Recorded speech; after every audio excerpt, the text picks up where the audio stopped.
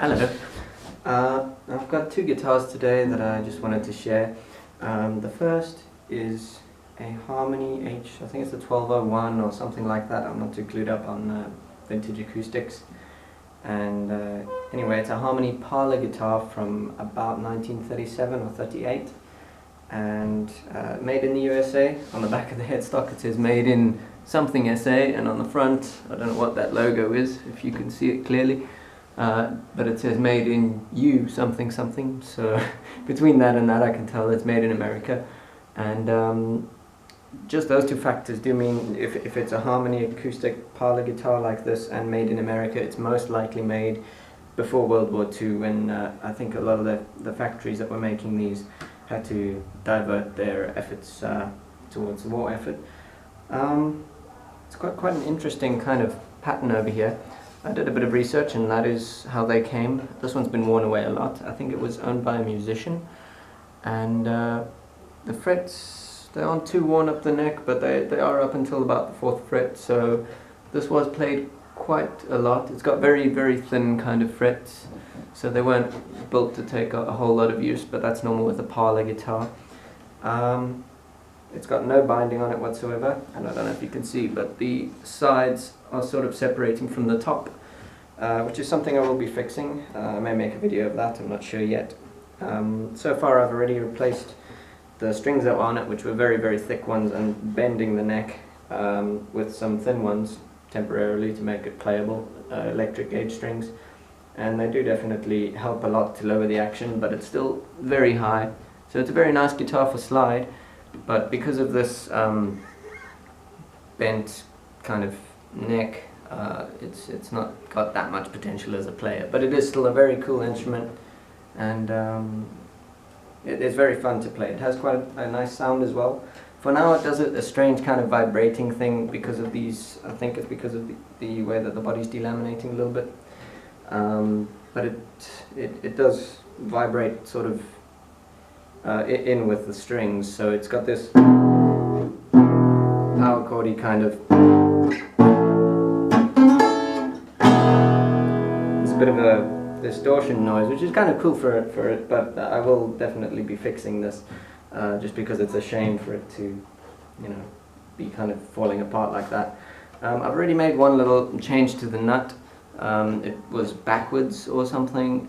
It wasn't held in very well, and there was a piece of paper that looked like it had been held in with paper glue or something underneath it to lift it up, which is strange because it didn't really seem necessary. The frets are quite low, so I just took that out, and haven't glued it in yet. I might replace it with a bone one because it seems kind of plasticky, or kind of like Bakelite, something like that. So it's not amazing. So yeah, I might end up replacing it. I don't think this nut is original, so that shouldn't affect the value at all if I do that, since it says made in Japan on the inside edge that's against the fretboard there. I don't know what that label was on here. It definitely doesn't say Harmony, but I know that this guitar is one that Harmony made, and you know, as a lot of people know, Harmony did make a lot of guitars for other people and used their own brand names on them. The fretboard looks very peculiar with this. Over here you can see the actual wood. Over here it's got the strange silver thing on it, and there's some black dots there, 5 over there for that one. Those dots were apparently the fret markers. They didn't embed anything in there, put any inserts in, inlays. They just basically painted little circles on, and this was called a fake pearloid kind of finish on the fretboard, but it's actually just swirled around kind of silver paint that looks scratchy, so I don't know exactly why they thought that would catch on, but it's still a very unique and cool guitar, and it has some playability.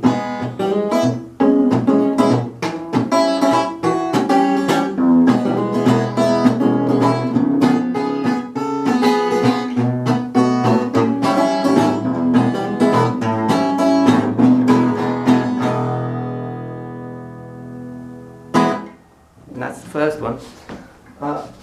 Second guitar that I've got is one that was passed down to me from my late grandfather. It's got exactly the same machine head missing as the other one has, and it's had all kinds of DIY repairs done to it in its time. There's bolts going through the headstock holding it together. I have popped that off at one point and put a bit of glue in there just to give it a bit more structural integrity. But I don't want to completely fix it because, well, it's been like this for a very long time, and to do any extensive repairs on something this old, well, it would be the right thing to do that I would usually do to guitars, just because this one's very interesting and has got a lot of history to it. I like to be able to see stuff like that, the way that it's been worn away. I don't know if this was maybe a busker's instrument or something like that, but it's got no shortage of scratches. Very nice dark color on the back. The front is also very, very cracked, the finish, but it's a fine kind of cracking, so it doesn't look too bad. I do occasionally put a little bit of oil in here because that soaks right through that finish into the wood and helps to keep it from doing the same kind of cracking up, drying thing. This guitar is also from around 1938 or so, and I'm not absolutely certain if this one's a Regal or a Dobro resonator. It doesn't have any badge. There is a strange remainder of a circular looking badge, but I don't think that was actually one that it came with from the factory. I think that was something that someone stuck on along with those funny little white things. I highly doubt that those were something that it was made with. It's also missing one of these little Perloyd fret markers, and there's actually a screw underneath there, so it looks as though they held the fretboard onto the body with screws and then put a little thing on top of it there just to cover up the way that looks. I have done some work on this guitar, limited though. I didn't want to do too much to it, I just wanted to make it playable.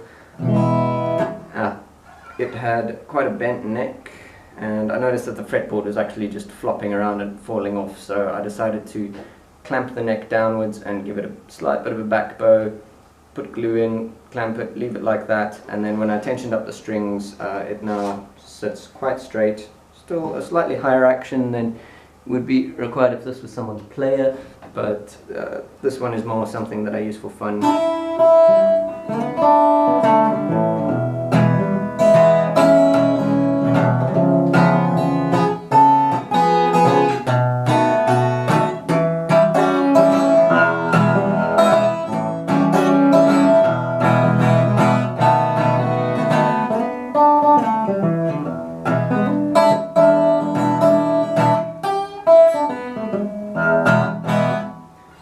Very nice loud sound. You can compare it with the other one.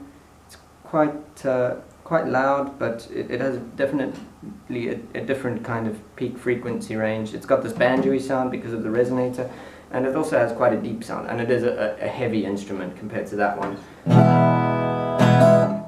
This one, I can't actually remember if this one's got a truss rod or not. The other one definitely doesn't. Being a parlor guitar, they were never intended to really be played for a very long time. I'm not sure if you'll be able to hear this in the video, but the volume, this one's a lot more clear and bright than the other one. The other one, it almost sounds delayed in a way, if I can say it that way when you're playing it. This one's got very instant feedback and you feel the whole thing vibrating. That one, it's got more of a passive kind of feeling to it when you play it, like it's making a sound and you're playing something. This one is a lot more vibrant.